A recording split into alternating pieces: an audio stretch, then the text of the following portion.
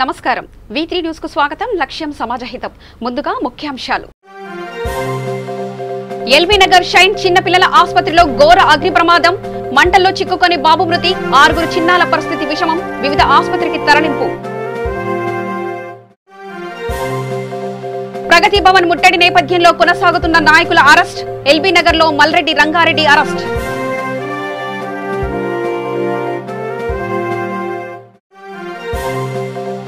అప్పుల బాధ తాళలేక రైతు ఆత్మహత్య కర్నూలు జిల్లా కొడమూరు మండలం ప్యాలకుర్తి గ్రామంలో ఘటన ఎల్బీ నగర్ షైన్ చిన్నపిల్లల ఆసుపత్రిలో ఘోర అగ్ని ప్రమాదం చోటు చేసుకుంది. అర్ధరాత్రి 2:30 ప్రాంతంలో ఐసీయూలో అగ్ని ప్రమాదం చోటు చేసుకుంది. ఐసీయూలోని ఫ్రిడ్జ్ పెళ్లడంతో ఒక్కసారిగా మంటలు ఎగిసిపడ్డాయి. దీంతో భయాందోళనకు గురైన ఆసుపత్రి సిబ్బంది భయంతో బయటకు పరుగులు తీశారు. ఆ సమయంలో ఐసీయూలో మొత్తం 7 చిన్నారులకు వైద్య చికిత్స జరుగుతుందని తెలిసింది. అగ్ని ప్రమాదానికి సిబ్బంది బయటికి వెళ్లడంతో వారిని కాపాడే నాదుడే లేకుండా పోయాడు. యాదగిరిగుట్ట ప్రాంతానికి చెందిన ఓ కానిస్టేబుల్ కుమారుడు 5 నెలల బాబు ప్రమాదంలో మంటల్లో చిక్కుకొని మృతి చెందగా మరో 6 చిన్నారుల పరిస్థితి విషమంగా ఉండడంతో హుటాహుటిన ఇతర ఆసుపత్రికి తరలించారు. భవనానికి ఎలాంటి అనుమతులు లేవని, అగ్నిమాపక పరికరాలు కూడా సరిగ్గా లేవని, ఎన్నో సంవత్సరాలుగా ఆసుపత్రి ఇక్కడ నడుస్తున్న అధికారులు మామూలు మత్తులో జోగి కనీసం తనిఖీలు కూడా చేయలేదని, ఇప్పుడు ఇంత ఘోరం జరిగాక అధికారులు ఆసుపత్రిపై చర్య తీసుకుంటామంటున్నారని ఆగ్రహం వ్యక్తం చేస్తున్నారు చిన్నారి బంధువులు.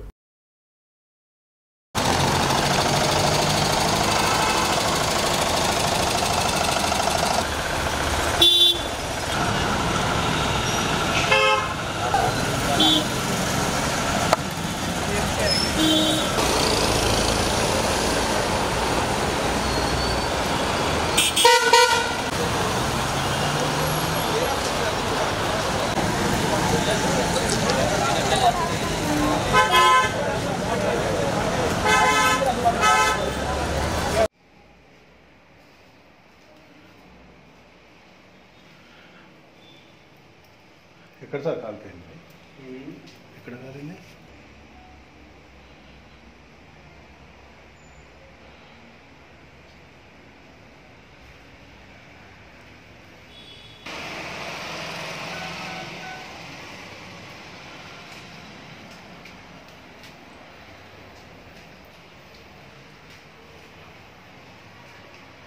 బంజే ఇది అన్నా బషీరన్నా ఇది బంజే రాదు ఉందా పర్టికులర్ జోన్లో బషీర్ కాదు కొంచెం మీరు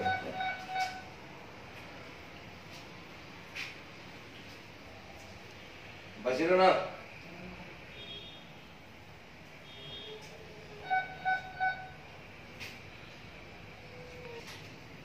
బంజే రాదు ఒక రైట్ మిషన్ అదే బ్యాకప్ ఉంది బ్యాటరీ బ్యాకప్ ఏదో చూడు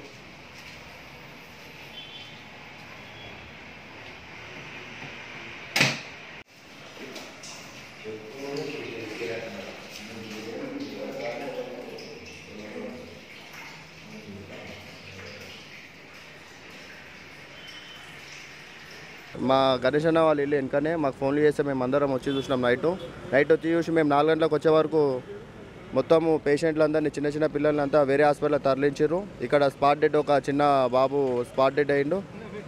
మిగతా 3 వేరే హాస్పిటల్లో చనిపోయినట్టు మాకు తెలిసింది. మిగతా 39 మంది ఏ హాస్పిటల్లో కూడా అడ్మిట్ చేస్తలేదు. సీరియస్ కండిషన్ అయింది, చాలా ఇంజూరీ అయిందని చెప్తారు. అదేవిధంగా ఈ హాస్పిటల్ పర్మిషన్ లేదు, బిల్డింగ్ పర్మిషన్ లేదు, హాస్పిటల్ పర్మిషన్ లేదు, తర్వాత ఫైర్ ఎగ్జిట్ లేదు, ఫైర్ సేఫ్టీస్ లేవు, పార్కింగ్ లేదు, అసలు ఏం లేవు. ఇక్కడ హాస్పిటల్ పర్మిషన్ ఎలా నడిపిస్తారో మాకు అర్థమవుతలే. ఇది ఇప్పుడు కాదు, ఇంతకుముందు కూడా 4-5 సార్లు ఇష్యూస్ జరిగినాయి. మేము అప్పుడు కూడా వచ్చి మాట్లాడినప్పుడు అధికారులతో మాట్లాడిపిస్తారు తప్ప యజమాన్యం వచ్చి మాతో మాట్లాడతలే. అధికారులకు మేము కంప్లైంట్ కూడా ఇచ్చినాం చాలాసార్లు, దీని మీద ఎవరు ఖండించలేరు. ఈ హాస్పిటల్ తీసేయాలని మేము కూడా చాలాసార్లు ఇటు వచ్చి కూర్చున్నాము. చిన్నపిల్లలకు ఎంత నిర్లక్ష్యం వహిస్తారంటే చనిపోయిన తర్వాత కూడా 1 రూపాయి కూడా తగ్గించుకోకుండా ఎక్కడెక్కడ ఊర్లలోకి వస్తారు. ఇక్కడ ఇక్కడ 2-3 ఇష్యూస్ అయిన తర్వాత ఇక్కడ ఎవరు ట్రీట్మెంట్ రాకపోతే మొత్తం డిస్ట్రిక్ట్లలోకి వస్తారు. పొగలు మొత్తం ముంచుకొచ్చినాయి బయటికి. పొగలు ముంచుకు రాగానే బయటకు వచ్చి నేను చూసేసరికి మొత్తం ఫైర్ నడుస్తుంది. అప్పుడే నేను పెట్రోలింగ్ వ్యాన్కి కాల్ చేశాను. పెట్రోలింగ్ వ్యాన్ వచ్చిన తర్వాత అంతా పోలీసు వాళ్ళు వచ్చారు. ఉన్న సిబ్బందిని అందరినీ షిఫ్ట్ చేసి తీసుకెళ్ళి అంతలోపటినే ఒక చిన్న బాబు చనిపోయిండు. 4 రోజుల క్రితం నిమోనియా వచ్చిందని చెప్పి మా బాబుని ఇక్కడ జాయిన్ చేయడం జరిగింది. మా అన్నయ్య కొడుకుని ఇక్కడ జాయిన్ చేయించాము. 4 రోజుల నుంచి ట్రీట్మెంట్ జరుగుతుందని చెప్పారు. ఈరోజు 2:30-40 ప్రాంతంలో ఒక్కసారిగా సౌండ్ వచ్చింది, బ్లాస్ట్ అయినట్టు సౌండ్ వచ్చింది. సౌండ్ రావడంతో కొద్ది నిమిషాల్లోనే మొత్తం పొగలన్నీ మేము కింద ఉన్నాము, కిందికి వచ్చినాయి, పొగలన్నీ కిందికి వచ్చినాయి. కిందికి వచ్చేసరికి ఇక్కడ ఉన్నటువంటి స్టాఫ్ని అడిగాము. స్టాఫ్ ఒక 3 మాత్రమే ఉన్నారు మొత్తం, అంటే మాకు హాస్పిటల్లో ఒక 3 మాత్రమే స్టాఫ్ ఉన్నారు. ఆ 3ని అడిగాము మేము, మొత్తం బ్లాస్ట్ అయినట్టు ఉంది, ఏదో మొత్తం మనకు బ్లాస్ట్ జరిగినట్టు ఉంది, ఫైర్ ఏదో యాక్సిడెంట్ జరిగినట్టు ఉంది, సరే పిల్లల్ని చూడండి, పిల్లల పరిస్థితి చూద్దాము, సరే రండి అని అంటే వాళ్ళు కనీసానికి మాకు సహకరించలే. మేము మా తమ్ముడు వాళ్ళు మేము పైకి వెళ్ళేసి పిల్లలు ఎన్ఐసియు వార్డులో ఉన్నారు, ఆ వార్డులోనే ఆ ఇంక్యుబేటర్ కిందనే ఈ యొక్క షాక్ సర్క్యూట్ జరిగింది, ఇక్కడే చనిపోయారు. మనకు పక్కన లోటస్ హాస్పిటల్ తీసుకెళ్తే ఆయన డాక్టర్ అక్కడ కన్ఫర్మ్ చేసి చనిపోయాడని చెప్పేసి. కాంగ్రెస్ పార్టీ ఇచ్చిన ప్రగతి భవన్ ముట్టడిలో భాగంగా హుస్నాబాద్ లో కాంగ్రెస్ పార్టీ నాయకులను ముందస్తు అరెస్టు చేసి హుస్నాబాద్ పోలీస్ స్టేషన్ కు తరలించారు. అరెస్ట్ అయిన వారిలో డీసీసీ అధికార ప్రతినిధి Kedam Lingamurthy, single window chairman Bollisetti Sivaiah, యువజన కాంగ్రెస్ కరీంనగర్ పార్లమెంటు కార్యదర్శి అక్కు శ్రీనివాస్ తదితరులు ఉన్నారు.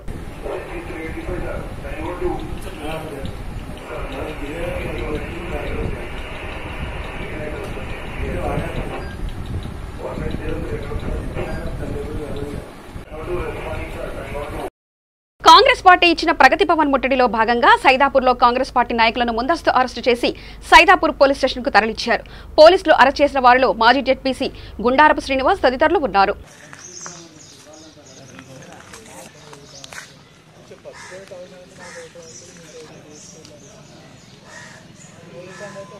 మిమ్మల్ని పోలీసులు ఎప్పుడు అరెస్ట్ చేశారు సార్? ఈరోజు ఉదయం 5:30కే మేము Hanuman temple ready అయినాము.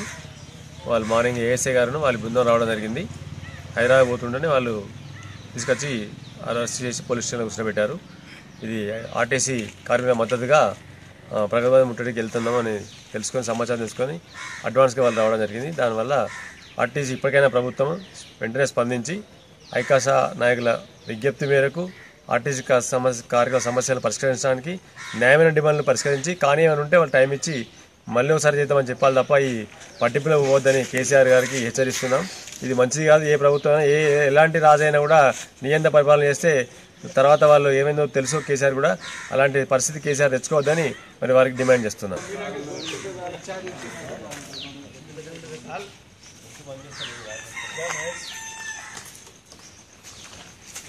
Karimnagar Brindavan gardens లో భారతీయ జీవిత బీమా ఏజెంట్ల సమైక్య 1964 సర్వసభ్య సమావేశం జరిగింది. ఏజెంట్లకు ప్రభుత్వ పరంగా అదనంగా ప్రొఫెషనల్ ట్యాక్స్ వేసి మరింత అనగదొక్కే ప్రయత్నం చేస్తున్నారని అన్నారు. ఈ కార్యక్రమానికి ముఖ్య అతిథులుగా Sigarapu Srinivas, all India first president Srinivas Chari, all India political committee chairman Prabhakar Rao, Rangarao, LIC ఏజెంట్లు భారీగా పాల్గొన్నారు. భారతదేశ యొక్క ఆర్థిక స్థితి ఎక్కడ పోతుందంటే ప్రపంచంలో 2వ స్థానానికి పోతుందంట. ప్రపంచంలో 2వ స్థానానికి పోతుంది.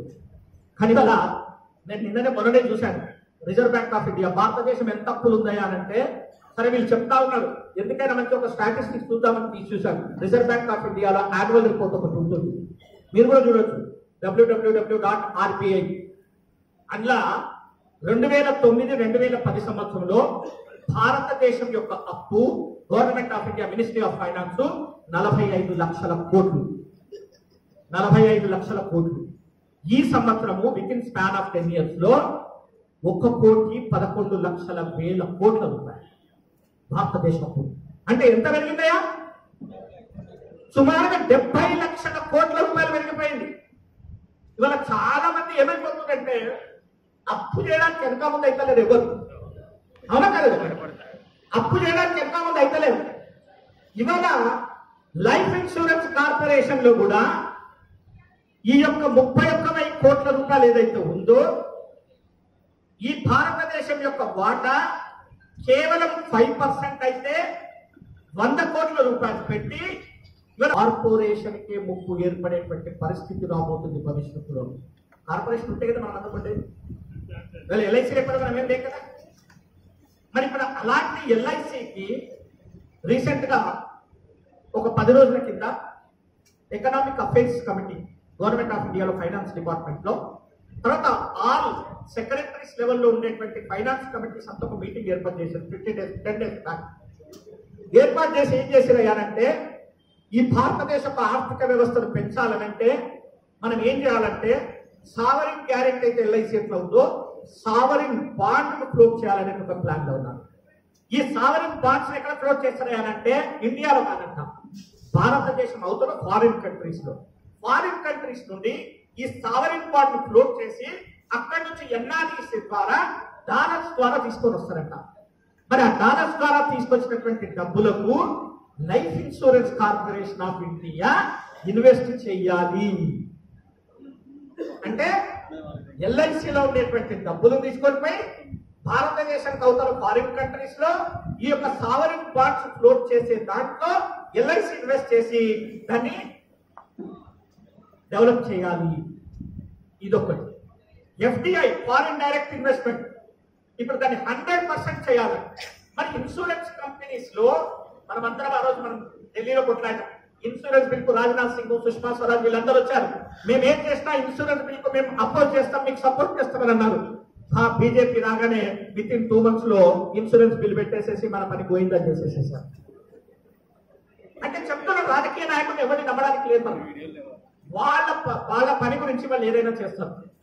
ఇవాళ ఆ 20 ఆ విధంగా మీరు ఎవరు కూడా దీన్ని కట్ చేస్తే బాధపడకండి.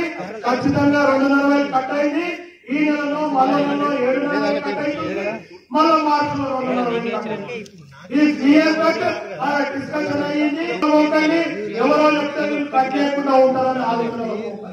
ఎందుకంటే గవర్నమెంట్ తీసుకునేది తప్పదు. వాళ్ళు ఏం చేశారంటే కరీంనగర్ వాళ్ళు ఇయ్యనందుకు కరీంనగర్ డివిజన్ కు professional tax 7,500 into 4 years interest చేసి మళ్ళా ఈ 7,500 వాళ్ళ ఆలోచన ఏంటంటే ఓటిపోయిన అసలు ఆలోచనలో వాళ్ళు ఉన్నారు. కాబట్టి ఎక్కడో అక్కడ ఆలోచనలు ఉన్నారు. కాబట్టి మన ఆలోచనలు మనం ఎందుకు ఉండొద్దు, మన సంపాదన మనం ఎందుకు చేయొద్దు. ఈ నెలలో ప్రతి ఒక్కరు ప్రొఫెషనల్ ట్యాక్స్ కట్ అవుతుందని 1 లక్ష రూపాయల ప్రీమియం అధికంగా తీసుకురావాలని కోరుతూ నాకు ఇచ్చిన ఈ అవకాశానికి గోవింద గోవింద అనుకుంటూ గోవింద గోవింద ఒక రికార్డ్ పెట్టారు కొత్తగా. Govinda LIAFI LIAFI LIAFI. RTC కార్మికులకు మద్దతుగా కాంగ్రెస్ పార్టీ పెద్దలు ఇచ్చిన పిలుపు మేరకు ప్రగతి భవన్ ముట్టడి చేస్తామని ఇచ్చిన పిలుపు మేరకు పెద్ద ఎత్తున కాంగ్రెస్ పార్టీ నేతలను శంషాబాద్ ఎయిర్పోర్ట్ లో పోలీసులు అరెస్ట్ చేశారు. కాంగ్రెస్ పార్టీ నాయకులు పోలీసులకు ప్రభుత్వానికి వ్యతిరేకంగా నినాదాలు చేశారు. సీఎం కేసీఆర్ అణచివేత ధోరణిలో ఉద్యమాన్ని ఆపలేరని కాంగ్రెస్ పార్టీ నేతలు అన్నారు. ఇప్పటికైనా తెలంగాణ ప్రభుత్వం హైకోర్టు ఇచ్చిన ఆదేశాల మేరకు ఆర్టీసీ కార్మికులతో సంప్రదింపులు జరపాలని, లేకపోతే పెద్ద ఎత్తున ఆందోళన కార్యక్రమాలు చేస్తామని కాంగ్రెస్ పార్టీ నేతలు అన్నారు. ఈ ముందు అరెస్ట్ చేసిన వారిలో శంషాబాద్ మాజీ సర్పంచ్ రాచమల్ల సిద్దేశ్వర్ కాంగ్రెస్ పార్టీ నేతలు ఉన్నారు.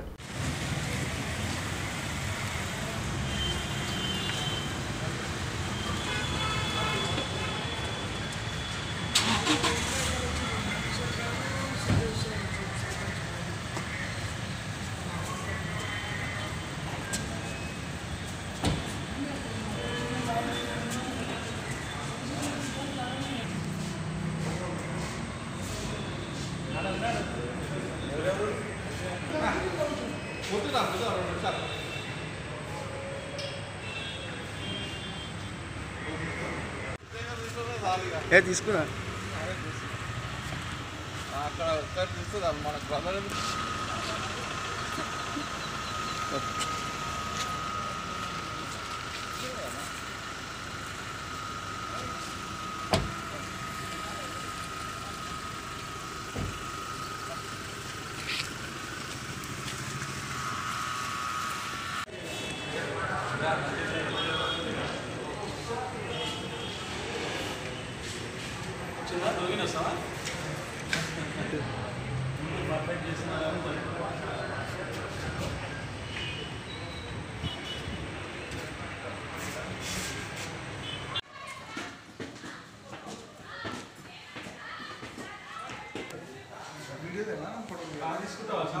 తీసుకోవాలా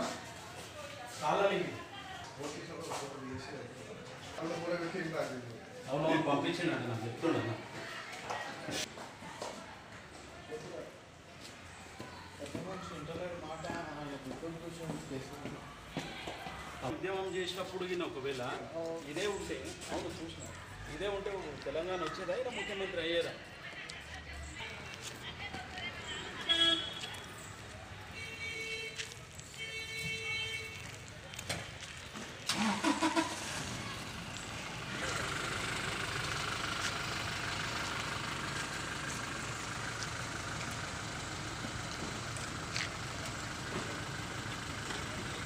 నిర్మల్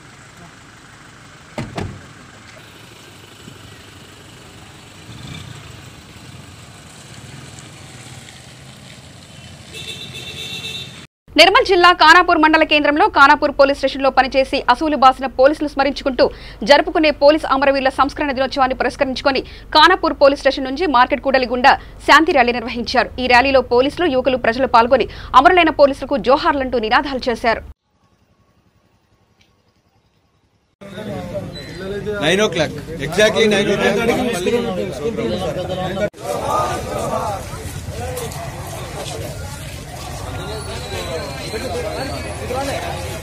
జోహార్ పోలీస్ అమరవీరులకు, జోహార్ జోహార్ పోలీస్ అమరవీరులకు, పోలీస్ అమరవీరులకు, జోహార్ జోహార్ పోలీస్ అమరవీరులకు, జోహార్ జోహార్ జోహార్ జోహార్ జోహార్ పోలీస్ అమరవీరులకు, జోహార్ జోహార్ పోలీస్ అమరవీరులకు, జోహార్ జోహార్ పోలీస్ అమరవీరులకు, జోహార్ జోహార్ పోలీస్ అమరవీరులకు. అమర హై అమర హై గుండం కానిస్టేబుల్ అమర హై, అమర హై అమర హై గుండం కానిస్టేబుల్ అమర హై.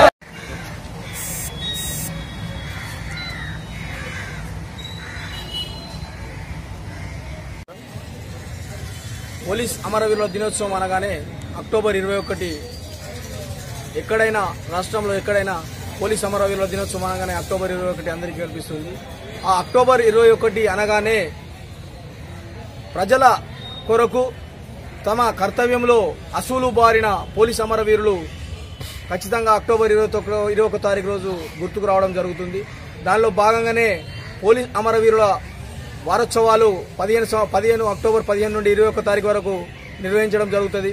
దానిలో భాగంగానే ఖానాపూర్ పోలీస్ స్టేషన్ పరిధిలో ఈరోజు పీస్ ర్యాలీ కూడా నిర్వహించడం జరిగింది సిఐ గారి ఆధ్వర్యంలో. అదేవిధంగా ప్రజలు, ప్రజాప్రతినిధులు, ప్రెస్ మిత్రులు, యువకులు అందరూ కూడా ఈ ర్యాలీలో పాల్గొన్నారు. ఈ అమరవీరుల దినోత్సవాన్ని పురస్కరించుకొని రేపు అనగా అక్టోబర్ 21 తారీఖు రోజు మా ఖానాపూర్ పోలీస్ స్టేషన్ పరిధిలో ఈ స్థూపం వద్ద అమరులైన పోలీస్ అమరవీరులకు శ్రద్ధాంజలి ఘటించడం జరుగుతుంది. అందున మీరంతా ప్రజలు, ప్రజాప్రతినిధులు అందరూ వచ్చి హాజరు కావాలని కోరుకుంటున్నాను. నమస్కారం. అప్పుల బాధ తాళలేక రైతు ఉరి వేసుకుని ఆత్మహత్య చేసుకున్న ఘటన కర్నూలు జిల్లా కోడుమూరు మండలం ప్యాలకుర్తి గ్రామంలో చోటు చేసుకుంది. మృతునికి భార్య, 2 కొడుకులు తనకున్న 3.5 ఎకరాలలో గత 5 సంవత్సరాలుగా పంట కొనసాగు చేస్తూ వచ్చారు. వర్షాభావంతో పంటలు సరిగ్గా పండక తెచ్చిన అప్పులు భారం కావడంతో తన ఇంట్లోనే ఉరి వేసుకుని ఆత్మహత్య చేసుకున్నాడు. కేసు నమోదు చేసుకున్న పోలీసులు దర్యాప్తు చేస్తున్నారు.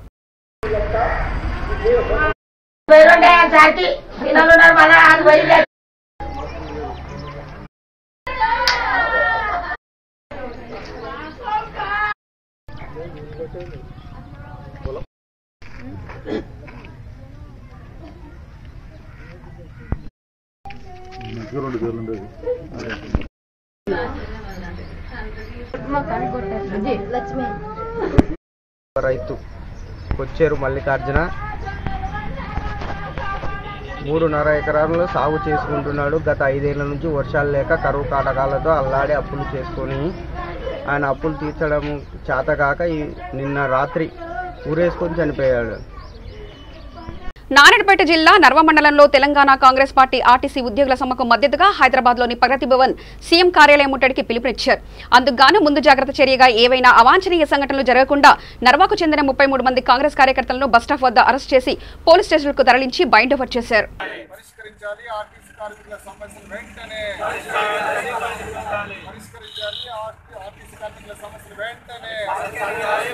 రాజన్న సిరిసిల్ల జిల్లా చందుర్తి మండలం లింగపేట గ్రామంలో పోలీసుల అమరవీరుల సంస్కరణ సభలో ఘనంగా నివాళులర్పించారు.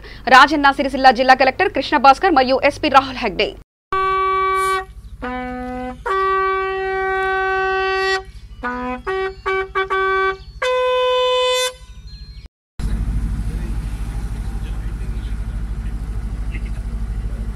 లిఖిత నెక్స్ట్ ఏమైనా రెడీ ఉండాలా?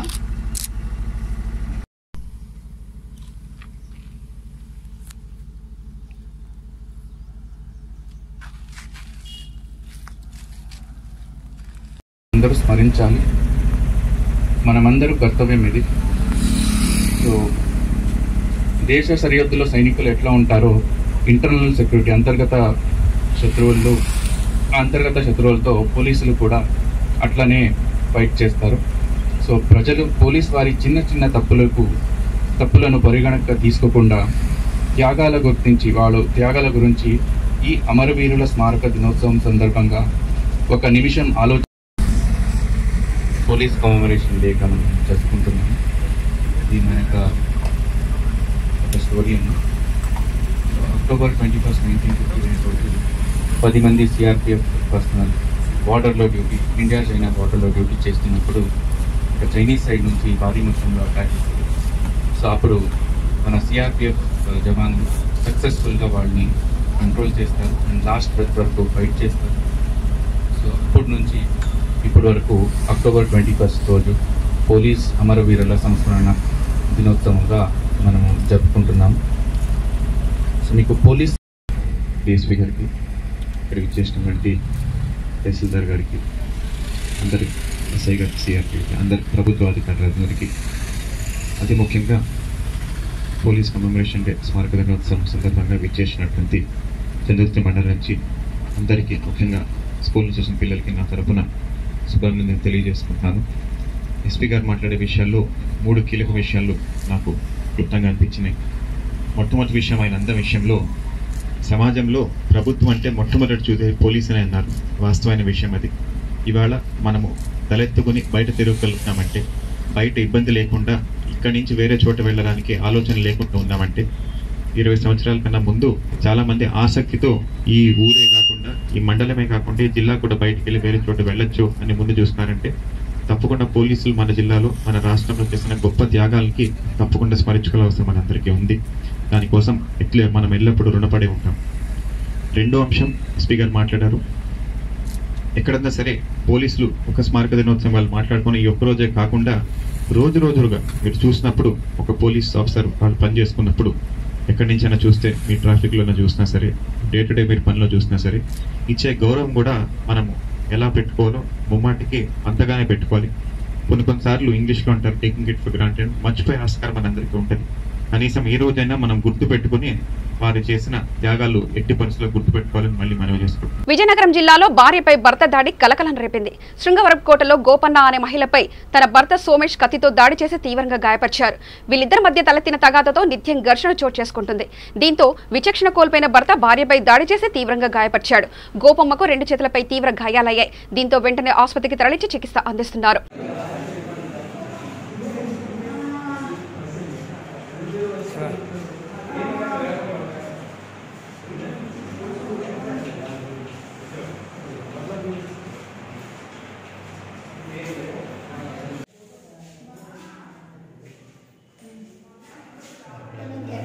చంపడానికి ప్రయత్నించారండి. అది గంట తగ్గకుండా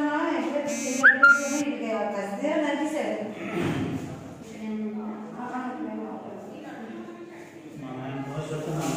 వచ్చింది సార్, నాకు 56 వచ్చింది సార్. నీకు కూడా ఇస్తారట, నాకు ర్యాంక్ వచ్చింది సార్, 56 ర్యాంక్ వచ్చింది సార్. వచ్చింది నిన్న కూడా మెసేజ్ వచ్చింది సార్, రేపు రమ్మని చెప్పి కదా మీరు జాబ్కి అంగీకరిస్తున్నారా లేదా ఇది కూడా వచ్చింది సార్. ప్లేస్మెంట్ కూడా ఇవ్వడానికి పిలిస్తే అన్నారు. ఇవన్నీ మీరు మనసులో పెట్టుకున్నారు సార్. జాబ్ వస్తుంది.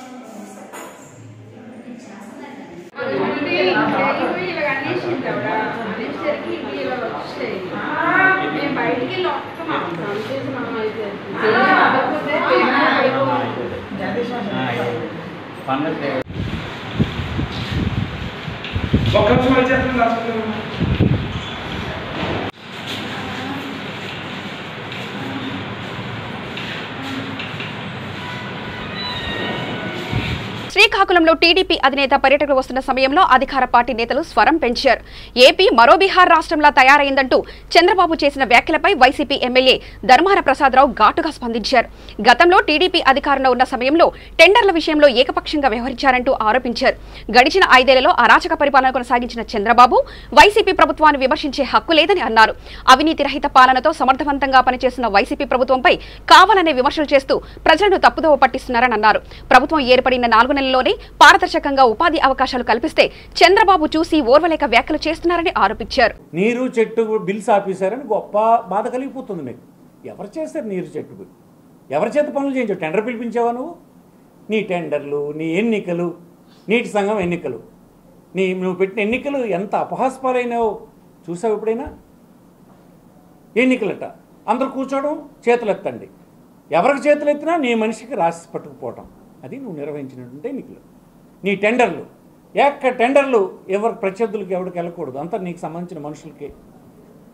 ఇష్టానుసారం దాని రేట్లు పెంచి ఆ డబ్బు డ్రా చేసే పని, అది ఇప్పుడు జగన్మోహన్ రెడ్డి ఆపితే నీకు చాలా ఆవేదనగా ఉంది.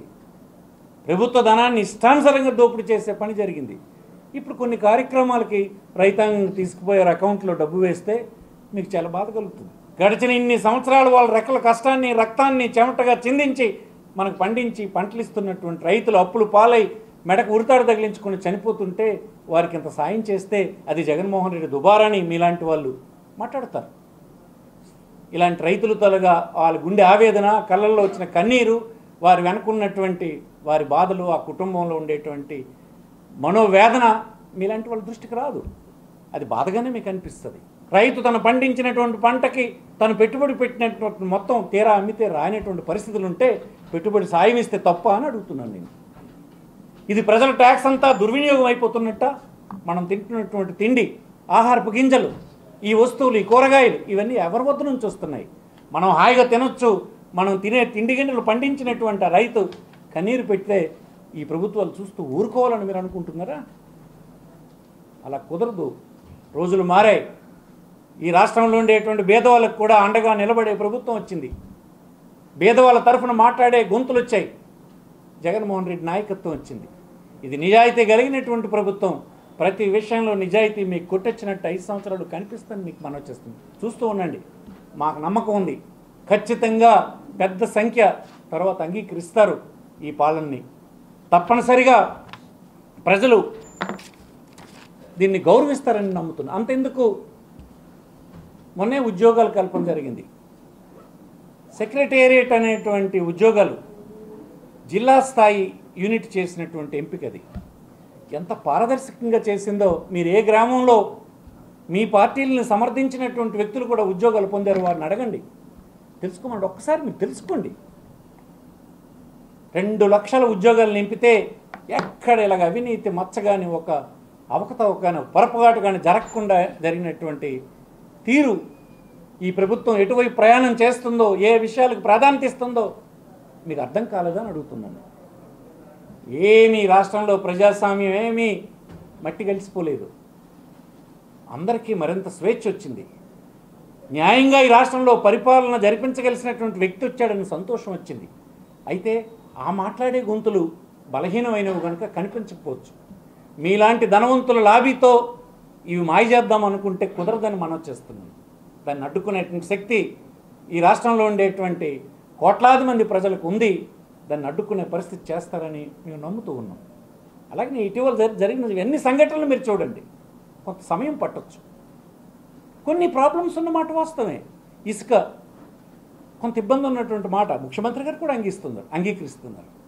చూస్తాం, ఇంకా సరిగా లేకపోతే మార్పులు చేస్తామని చెప్పారు ఆయన. వార్తలు ముగించే ముందు ప్రధానాంశాలు మరోసారి చూద్దాం. ఎల్బీ నగర్ షైన్ చిన్నపిల్లల ఆసుపత్రిలో ఘోర అగ్ని ప్రమాదం. మంటల్లో చిక్కుకొని బాబు మృతి, 6 చిన్నాల పరిస్థితి విషమం. వివిధ ఆసుపత్రికి తరలింపు. ప్రగతి భవన్ ముట్టడి నేపథ్యంలో కొనసాగుతున్న నాయకుల అరెస్ట్. ఎల్బీ నగర్ లో మల్రెడ్డి రంగారెడ్డి అరెస్ట్.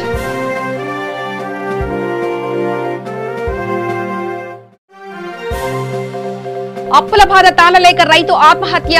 కర్నూలు జిల్లా కొడుమూరు మండలం ప్యాలకుర్తి గ్రామంలో ఘటన.